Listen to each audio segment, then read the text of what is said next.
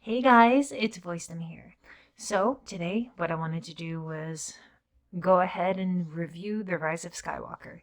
I know this has been a thing that many YouTubers have already covered, so you're going to notice that there might be some agreements, disagreements with what a few channels have said, but I just wanted to give my 2 cents. And really, I feel as if this film has not received the justice that it deserves. Considering the fact that The Last Jedi was a complete mess, and considering that The Rise of Skywalker had to retcon so many loose points, despite having to work through such an incredible amount of plot holes, it was phenomenal. I thought it was a great movie. Now, was it a perfect movie? Absolutely not. And I'm going to get into that in a moment.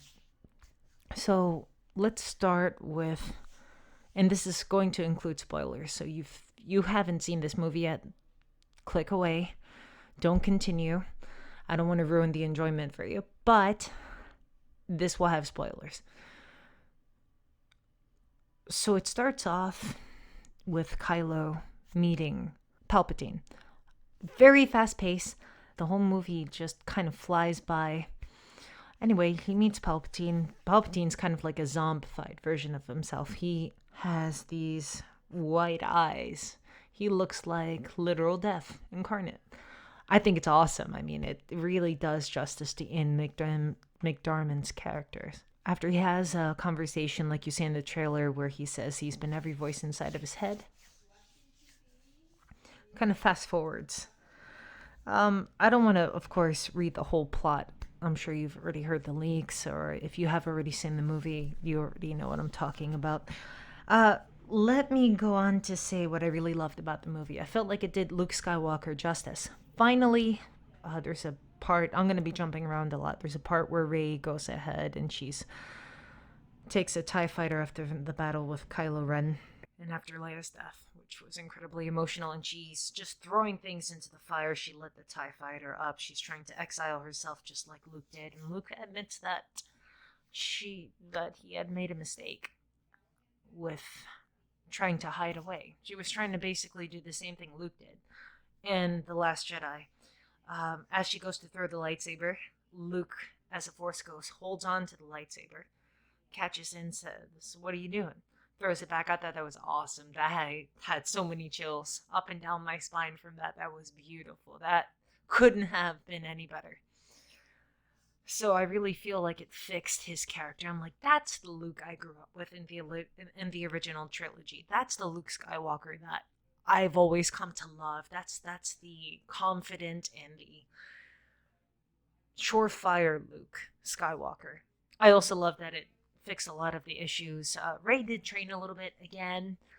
Um, I always had a feeling that this was going to be the case, but finally her power and her natural abilities are at least explained by her being a Palpatine. She is the granddaughter of Emperor Palpatine, so it explains why she's so OP.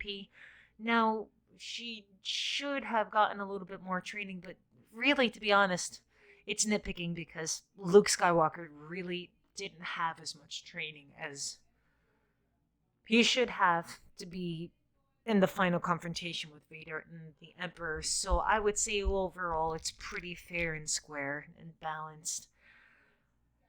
Now, there were definitely a few things that I felt a little iffy about with in the movie.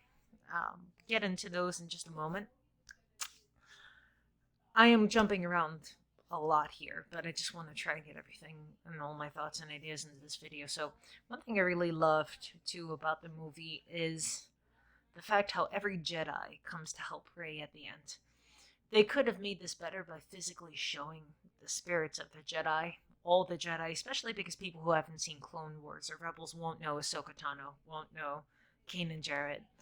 So, despite that, I thought it was an incredibly epic scene to see her rise from death after Emperor Palpatine drains both her and Kylo Ren, and not Kylo Ren, Ben.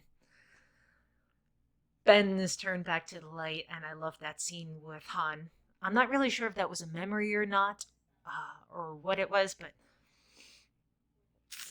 after that conversation and after mourning his mother's passing, and after that fight with Rey, he finally becomes Ben again.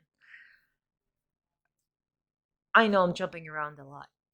I really felt like this was a Star Wars movie, especially the space battle scenes. That same dynamic that you had with Han Solo and Lando in the original trilogy, it was there. The jokes weren't as corny. I thought they actually fit pretty well, considering that Last Jedi was a little on the cheesier side. I think it really retconned everything that it needed to from The Last Jedi. Snoke is a clone. He's just a clone that Emperor Palpatine used. It was a really great movie overall, but I also don't just want to highlight the positives. I want to be realistic about the movie. You shouldn't be able to shoot a TIE fighter out of the sky with an arrow. No time in Star Wars has an arrow been able to shoot a ship out of the sky. That made no sense whatsoever. And I also felt like the entire fight with Emperor Palpatine was really cheapened. I mean, Palpatine, I think one thing they really shouldn't have gone for, he shoots this epic lightning into the sky at all of these ships. They're paralyzed by and shut down almost like a massive EMP by his lightning. In the final confrontation with Rey and Ben, he takes a whole fleet out, but with the power of the Jedi, I mean, I understand how Rey was able to actually stand toe to toe with him. She was infused with the power of all the ancient Jedi, and their Force essence, which is a thing in Star Wars, filled her and gave her power because she was essentially dead before.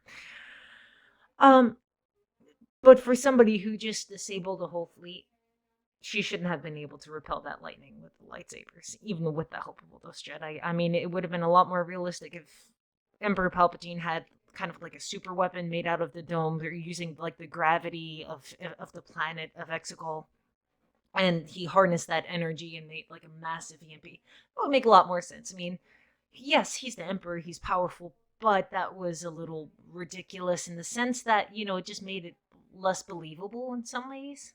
I really think overall it was still a great ending. I was satisfied.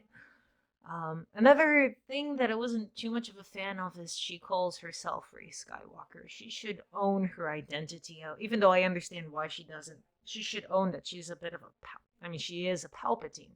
Now, she doesn't even have to call herself a Palpatine, but just like she makes a custom lightsaber, a yellow lightsaber, which I thought was really cool, it should also, she should have an individuality in who she is with her name.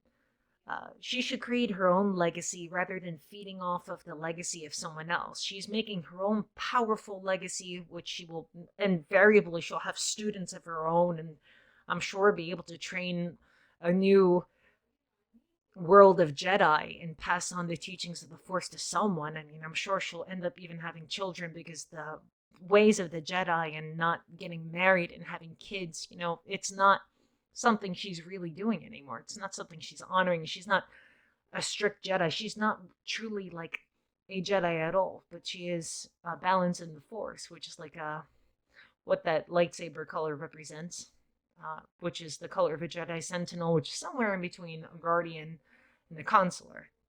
She's a balance and a very powerful essence of the Force. But anyway, I really think if they just ended it with her staring into the sunset with Leia and Luke looking over her after the lightsaber and just cut it there, so many more fans would have been happy with that. I think they would have appreciated the movie so much more. Overall, I'd say give it a watch. It's definitely worth a watch. I think it's a great movie. It's not perfect, but really, they didn't have the ability to make it as perfect as it should have been. It could have been the best Star Wars movie that was ever made if they were able to put a lot more into it. Maybe they could have made it longer. I'm really not sure. what needed to be done. But of course, it does feel a little hurried, but the pace is good. I mean, the pace is really good, considering I think it will keep you engaged, and it will definitely not make you feel like anything is dragged out. Nothing is dragged out in this movie. I really love the way it was kind of dirty, but it was so representative of the original Empire, the ruthlessness of the Sith and the Empire when Hux um, is the mole and the spy for the Resistance. Pride just goes ahead and disposes of Hux. Very ruthless, very much how everything used to be in the old Empire. So, nostalgia. They do a ton of fan service. Fan service is everywhere, and I love it. I mean, I love it.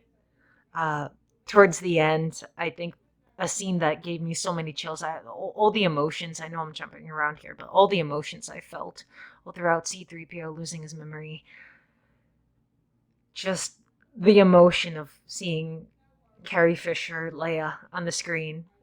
I mean, it was so incredibly moving and powerful. After the whole ordeal when Rey returns to Finn and Poe and they all kind of like hug and bring it in. I mean, it was so emotional. I teared up so many times. It was such a beautiful movie.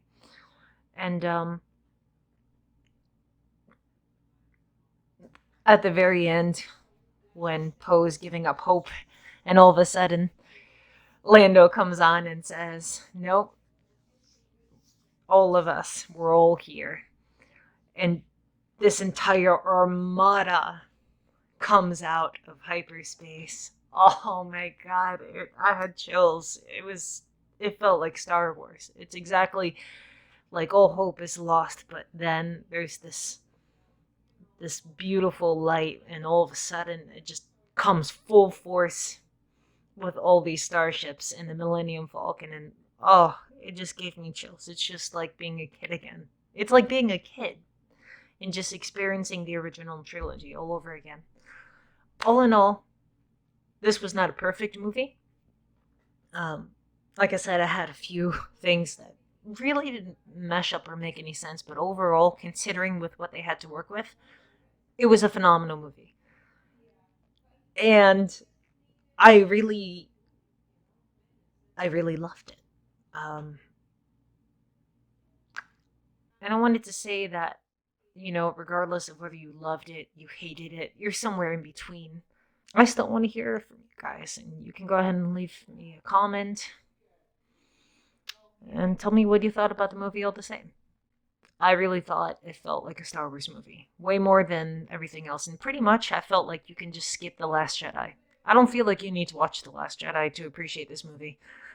All you really need is episode 7 and go right to 9. Perfect. All in all, great job, Disney, on the damage control, the fan service, but more than anything, tying everything together. And I have to say that this was one of my favorite Star Wars movies to date. All right, guys, until next time.